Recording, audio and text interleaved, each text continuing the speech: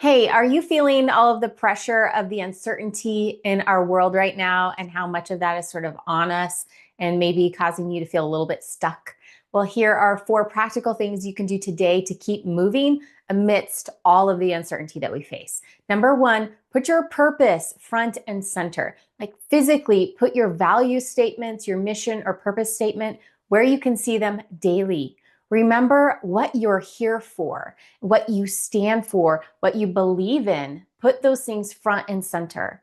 Remember who you are as a person, as a teammate, as a leader, as an organization, as part of your community. While the world is changing around you, what remains true within you? Know this and remind yourself of it every day. The second thing you can do is get real. In our strategic planning training programs, we teach the principle of the current state, which simply says before you know where you're headed, you need to know where you're starting from. Here's an analogy.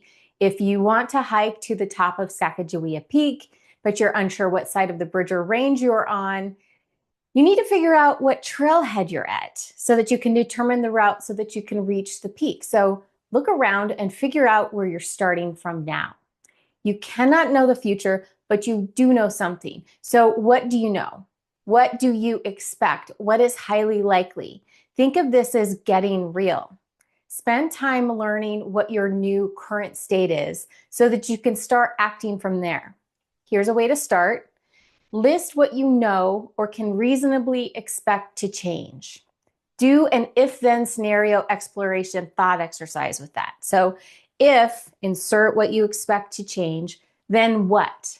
What might that change impact or cause to impact? Then what?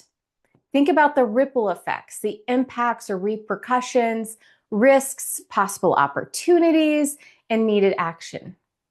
The third thing you can do is figure out what questions need to be answered. After you've gotten real, what questions are most important to answer? Make a list of them. Get the answers to the questions that you can answer, or figure out how to move toward an answer. Some questions might remain unanswered. The point here is to get clear where you can and then understand what remains unknown so that you can actively work toward answers. The fourth action you can take when you're wrestling with uncertainty is to make a hard choice. After you've remembered who you are and gotten real and then pursued the answers that you need, you probably know enough that you have some choices to make. It might be to take action or to stop something. Often the hard choice is simply to accept something that you don't want to accept so that you don't remain stuck.